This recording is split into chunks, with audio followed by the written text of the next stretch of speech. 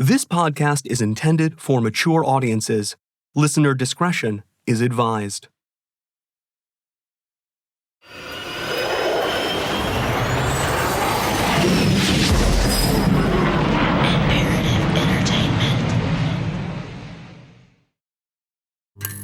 Piccolo Pictures.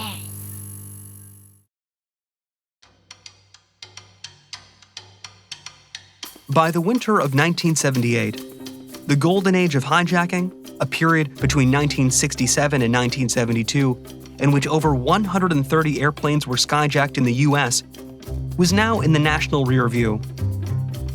Hijacking still happened, sure, but they were few and far between, thanks to some new security measures finally implemented at American airports. Months earlier, in the late spring of 1978, Martin McNally, Garrett Trapnell, and Kenny Johnson had tried, and failed, to break out of prison. Trapnell had convinced a mother of five, Barbara Oswald, to hijack a helicopter and land it inside the prison walls, a stunt that ended in her death. While Johnson pleaded guilty to the charges brought against him, Trapnell and McNally, despite the overwhelming evidence against them, were intent on fighting their charges. They would almost certainly be found guilty, and with this added conviction, their earliest parole date would be on the other side of 2050. They would undoubtedly spend the rest of their lives in prison with no hope of parole. The walls, it seemed, had finally closed in on them. But true to his reputation, Garrett the Fox Trapnell was never really cornered. He wouldn't go down without a fight. Well, I was at home and got a phone call from my boss. He said something was going on out at the Williamson County Airport. That's Joey Hellaney, who, if you can't already tell from his voice, was a general assignment reporter at WDDD Radio in Illinois at the time. I got myself together and jumped in the car and headed to the airport, which was only about a mile and a half from where I lived, so I got there pretty quickly. And I also had a police scanner in the car, so I was listening a little bit about what was going on, and by the time I got there was able to determine that we apparently were in the midst of some sort of airline hijacking, and that's about all we knew right at the top. TWA Flight 541, carrying 83 passengers and a crew of 4, remained under FBI guard at Williamson County Airport in Illinois. The jet was hijacked during a scheduled stop today in St. Louis by a woman claiming to have 3 sticks of dynamite strapped to her body. The date was December 21st, 1978, the same day as Trapnell and McNally's verdict hearing before a jury of their peers. That morning, someone in St. Louis had walked on to TWA Flight 541 to Kansas City, and once it was in the air, revealed they had a bomb and announced to the passengers that the airplane was being hijacked. Here's former FBI agent Bill Gavin, the reactive squad supervisor in St. Louis at the time. The strategy of any hijacking is to get that plane on the ground, number one, and to secure the lives and well-being of everybody on board that plane. As it turned out, this particular hijacker wanted the plane on the ground too, and they had a very specific destination in mind. It was en route to Kansas City, and it was told to turn around and go to Marion, Illinois. Once the plane was safely on the ground in Marion, the authorities swarmed Williamson County Airport. We brought a hostage negotiator in from Kentucky. I was able to talk to that negotiator prior to him getting on the phone.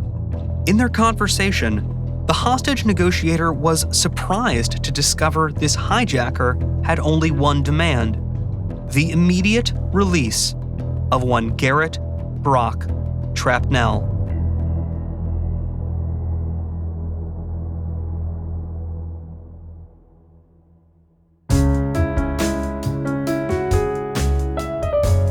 This is American Skyjacker, The Final Flight of Martin McNally.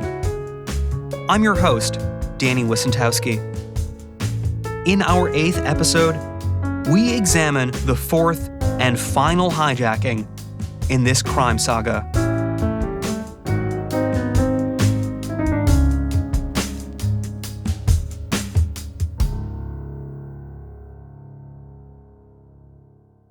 On December the 21st, 1978, we got up about, 6 or 7 o'clock in the morning and heading to the federal courthouse in Benton, Illinois.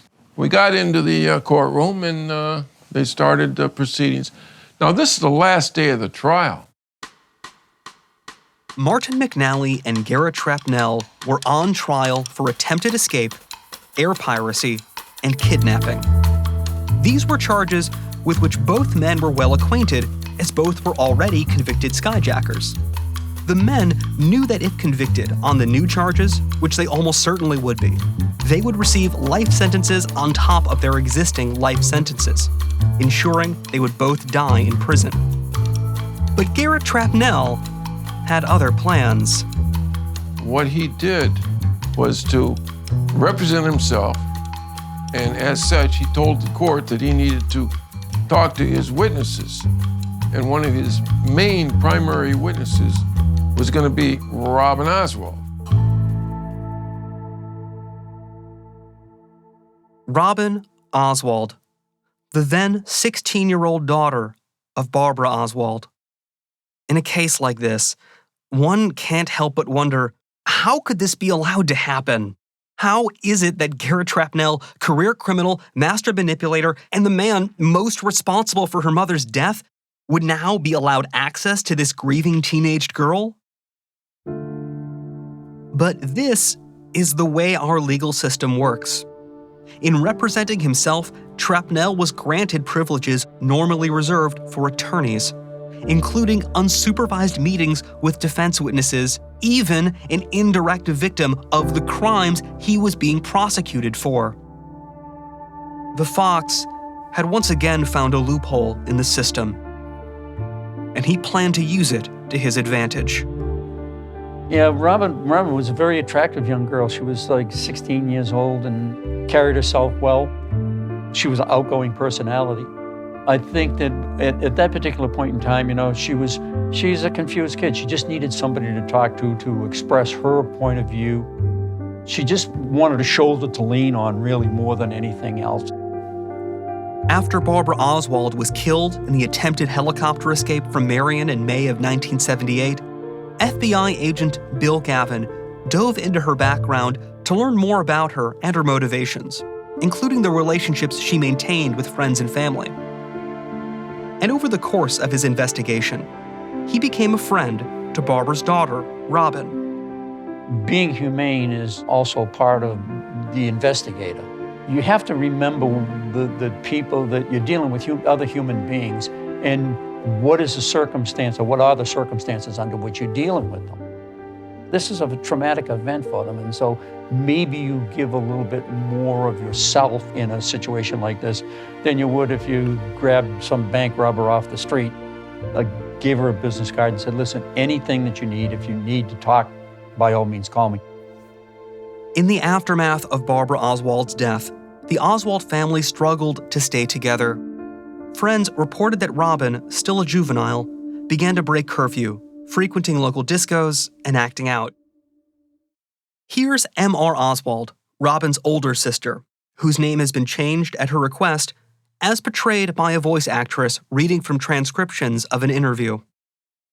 Everybody offered to take Robyn, everybody, to live with them. And she didn't want to live with anybody. She wanted her mom. My sense was that there wasn't a paternal person in her life at that particular point in time. And I know how important it was to my own kids. And I said, well, if there's something I can do, that's fine. And of course, kept on a professional level. It's only in the office, only with people. You have to be really careful about how you do things like that. Robyn called on numerous occasions. I want to say at least a half a dozen occasions. She came into the office a couple of times just to sit and chat. I want to say that the contacts with Robyn were frequent subsequent to her mother's death, but not after that. Bill didn't know it at the time, but his contact with Robyn dropped off soon after she began meeting with Garrett Trapnell as one of the witnesses for his upcoming trial. Martin McNally remembers this period of time vividly. He was able to get approval to talk to Robyn every day. So I think it was every day she was coming in for a legal visit to talk to him. But true to form, Garrett Trapnell wasn't just looking for a reliable witness. He was looking for someone he could manipulate to do his bidding. And in Robyn Oswald, he'd found a vulnerable, impressionable young candidate. I do know during one of these visits that Trapnell asked Robyn to show her breasts, pull up her shirt or something. When I heard that, I thought that was really, really rude. It wasn't natural. He shouldn't have done that to her. That's strictly humiliation and disrespect, but he did it. And I was mad about that. While she was doing this, somehow he convinced her that she should follow up on what her mother did. He convinced her that she should commandeer a plane.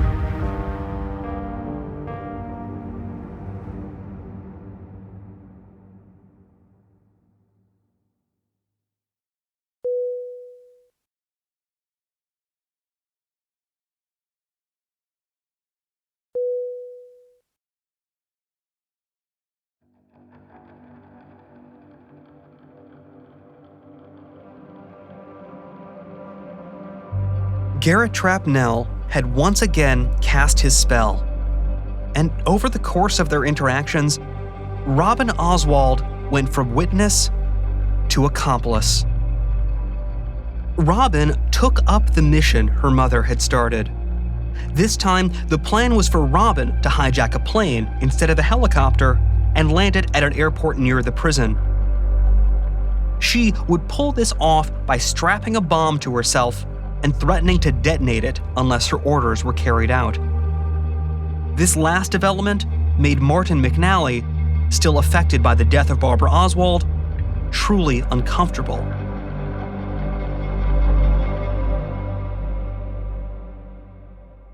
He came to me and he told me about this, and I told him that under no circumstances can we place into her hands a credible weapon, like a pistol. Can't happen. Or an explosive device that will detonate and explode. We can't do that. She's immature and doesn't have the mental capacity to understand what it is to make a demand, a ransom demand, something like this, to have a prisoner released and so forth. Because if it doesn't work and they don't make the release, and she would follow through and press the button. It was my belief that just the threat of detonation on a plane and killing all the people would be sufficient to win the release of Trapnell with me. Yet, both men knew that any hijacking was still a dangerous prospect. Trapnell even had the bullet wounds to prove it. But for Trap, the allure of freedom was too much, especially when he could leave the most dangerous tasks to a naive, grief-spun teenager. In an interview years later, Trapnell would admit he felt sorry for Robyn, that he felt responsible for her mother's death. But at the same time, he was quoted saying, "I wanted to get out of prison." So there they were, with their trial for the last escape attempt quickly approaching, and the plans for their next escape attempt now in the works.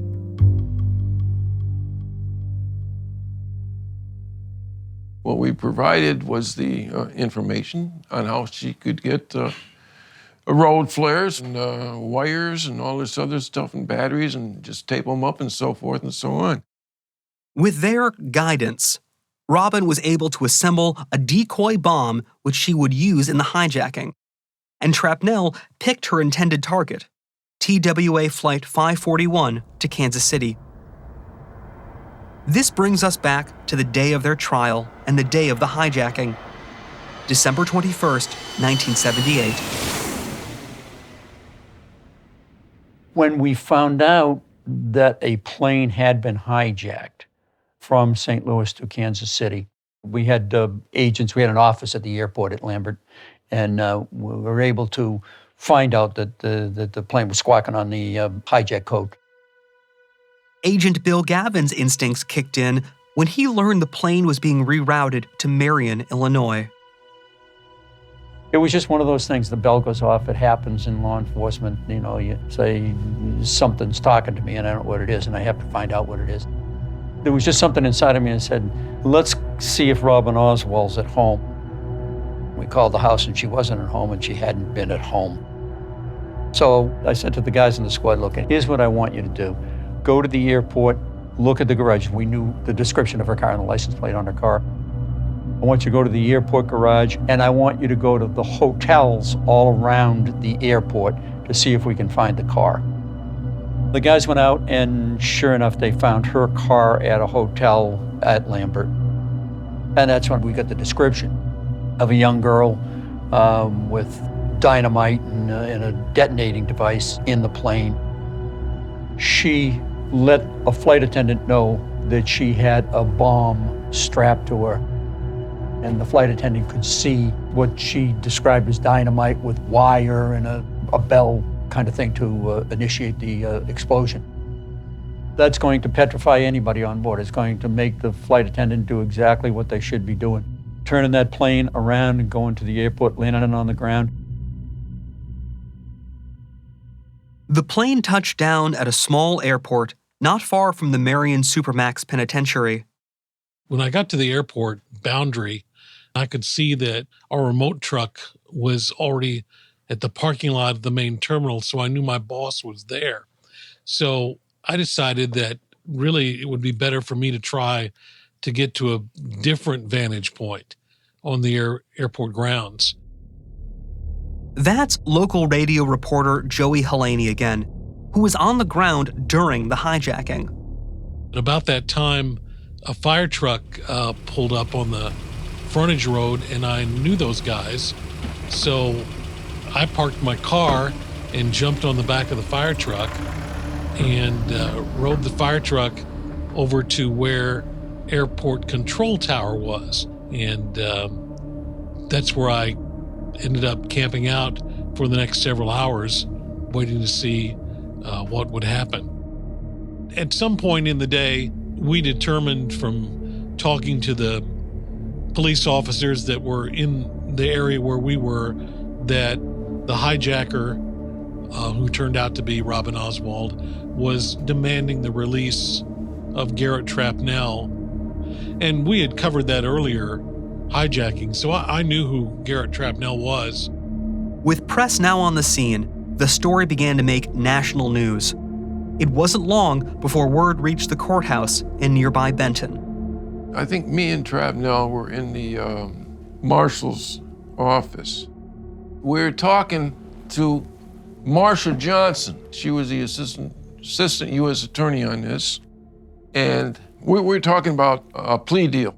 A marshal came in to the room, and Marsha Johnson was facing us, and the marshal came in and went over her neck and she, told her something. And she just stood up like she was shocked and electrocuted, and her eyes went wide open. And she immediately turned back and ran out of the office. And I told Trap, I said, I think it's on. She just got told the word. That's exactly what happened. Garrett Trapnell and Martin McNally were now aware their plan was working. And once again, freedom seemed within reach. When we went back into court, one marshal asked another marshals, if one goes, who's going? And the other guy said, if one goes, they both go. And they laid up the chains and the handcuffs and leg irons on the table, getting ready to move us. I'm sitting there nice and easy, and I'm looking at the judge, and I got a smirk on my face. And I'm thinking in my head that, hey, I don't care what you do here today. I'm leaving. We're leaving this court, and we're leaving this city, and we're getting the hell into the air. Back at the airport, an FBI negotiator, a man named Bernard Thompson, had been called in to deal with the hijacker. Once Thompson learned it was Robyn Oswald, he called in fellow agent Bill Gavin, who knew Robyn well. It's a big help to the negotiators to be able to know who they are dealing with and all the background, rather than to come in cold and try to drill down and find that out on the scene. They asked Robyn if Bill Gavin was here, would she like to talk to Bill Gavin? And she said, no, I absolutely do not want to, because he'll make me get off this plane. The FBI even tracked down Robyn's older sister, who is now living in Oregon, to see if she would fly in immediately to help with negotiations. But Robyn's sister, still traumatized by her mother's death, couldn't bear to confront another family tragedy in the making. The FBI tracked me down to a girlfriend's house, and they called and they really tried to talk me into flying back and be part of the negotiations, because I'm the oldest, I'm the big sister, and I was just like, I can't do it. I'm done. I just couldn't be involved and survive myself, you know? Good evening. A teenage girl is holding more than 80 people hostage aboard a TWA jetliner. On board are the hostages and Robyn Oswald, who claims to have 3 sticks of dynamite strapped to her body. The woman wants to free Garrett Trapnell, who's serving a life term. Her mother, Barbara Oswald, was killed last May while trying to free the same man. The eyes of the nation were now on Robyn Oswald, a teenaged hijacker mourning the recent death of her mother, who was in way over her head. She never struck me as being a bad kid, you know, the bad seed who you just couldn't tolerate, you know. She struck me as being a decent person. But obviously, she went off the deep end on this one. Robyn didn't know it at the time, but FBI snipers had already taken positions around the airport. And if they sensed negotiations were headed south, they'd shoot to kill.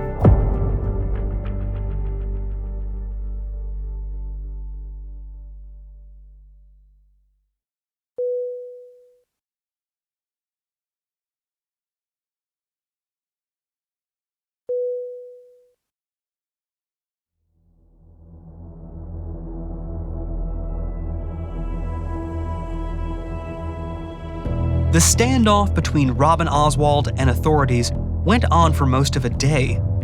As far as they were concerned, she was a crazy person, armed with a bomb, and threatening to murder every passenger on board if Garrett Trapnell wasn't released from prison. There were FBI sharpshooters that had taken positions all around the airport perimeter, kind of in the weeds and in the rough landscape that surrounded this airport. So there were a lot of law enforcement people out there that Robyn couldn't see at the time. But as the hours passed, Robyn's composure began to crack. Robyn's not sophisticated, horrible hijacker. She's a kid that did something stupid.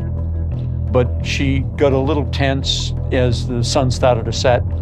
And the people on board the plane saw an opportunity. And they were able to get individuals off the plane. There were good-natured people on the plane. Some of the guys that stand up and block our view, and while they blocked our view, people get off the plane. And, you know, it was just one of those things. Even as the sun set and passengers were sneaking off the plane, Robyn stuck to her only demand. Bring me Garrett Trapnell. But back at the courthouse in Benton, Illinois, Martin McNally was starting to lose faith. For hours and hours, we waited. Trapnell didn't usually chain smoke, but that particular day he did chain smoke. At about 7 or 8 o'clock, I told Trap it's over. We aren't going anywhere. And Mac's instincts were right. Though she'd been mentored by a notoriously manipulative criminal with decades of experience, Robyn's efforts were no match for an FBI negotiator. Eventually, the negotiator was able to determine that what she had was not any dynamite. There was simply flares, breakdowns for cars, you know, those kinds of flares that she had. And she had some bell wire wrapped around it with a bell compressor, but that wasn't going to do anything. She got off the plane and she was restrained getting off the plane and physically restrained, not in handcuffs at that particular time. And when she came out, she recognized me there and she gave me a hug and said she was sorry. I said, Robyn, you know what you did was wrong. It never should have been done. Let's see that we can make the best of this right now. You need to go with with the rest of the agents over here and with the police, and you're going to be arraigned, and that's what's happened. And to the best of my knowledge, I never talked to Robyn again after that. The jury came in, and we were brought back into the court, and they announced guilty on all counts. Everything, guilty on everything. So then we went back into the marshal's cage. They cuffed us up, leg irons, handcuffs. They said, let's go. Good evening. A DC-9 jetliner was hijacked today by a teenaged girl on a bizarre mission in the sky over southern Illinois. The girl's mother had been killed this year in another hijack attempt. It is an insane connection. I mean, for someone who barely had any contact with either of these women, I mean, just in the visiting room at the prison, to convince two ladies to risk their lives, and in one case give up their lives, to break him out of prison, that's extraordinary. And then for Garrett to convince Martin that this escape attempt was a viable plan, you know, that's yet another example of his ability to persuade people, because there was no way. I mean, the influential power that Garrett Trapnell must have had over people, I still shake my head today at this guy. I mean, it's unbelievable. I don't know that I've ever heard of anybody quite like Garrett Trapnell. Trapnell was imprisoned for 1972 hijacking. He is described by prison authorities as an extreme escape risk, and he discussed this obsession last year with Dan Rather on 60 Minutes. I've been here for 6 years. Without hope, you have nothing. He's just an evil person. Garrett Trapnell was evil. He did whatever he could get away with that would benefit him and him alone. He didn't care about anybody else other than Garrett Trapnell. Everybody looks at law enforcement as kind of a black and white set of circumstances. You know, it's either good or it's bad. We live in a world of gray. There's very little white and very little black. And so you have to think about what goes on in people's lives, what stimulated them, what prompted them to do what they did, stupid as it might have been. Why did they do it, and are they salvageable? And I think in this particular case, she was salvageable. She had to pay the price, but I think she probably learned from that horrible mistake.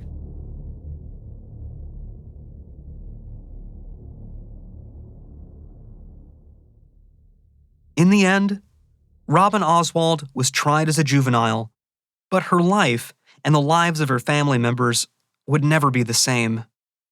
Here's M.R. Oswald again. After the hijacking, the press was just all over the place. There was so much misinformation out there.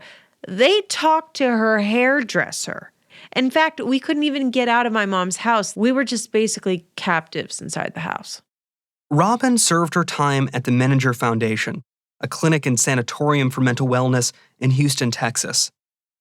Robyn changed her name and tried to move on.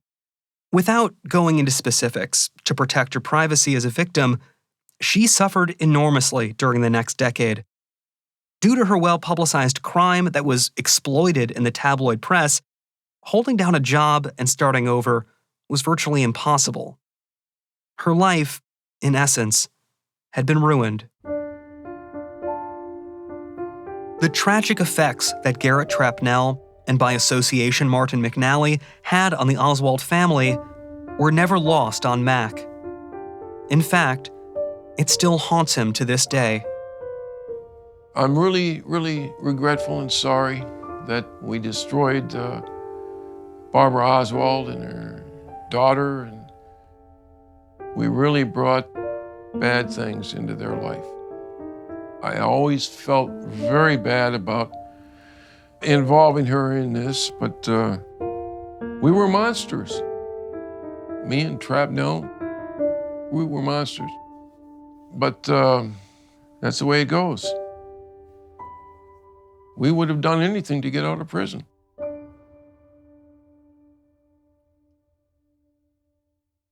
Okay, next question.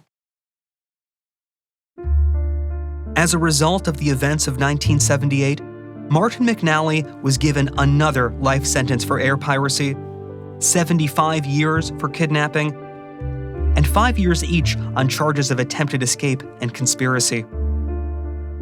The years were added consecutively to his life sentence from 1972. And all told, McNally's release date was now set for the unimaginably distant year of 2082. Despite his best efforts, it seemed Martin McNally was destined to die in prison. Unless, of course, he had one more escape attempt left in him. That's next time on American Skyjacker. When I'm talking to this examiner, I'm explaining about myself, what I've done in prison and so forth.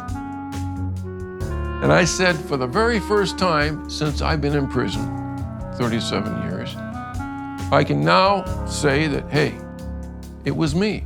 I pulled the score in 1972. And I can assure you, Mr. Examiner, that I have no intentions of committing any crimes again.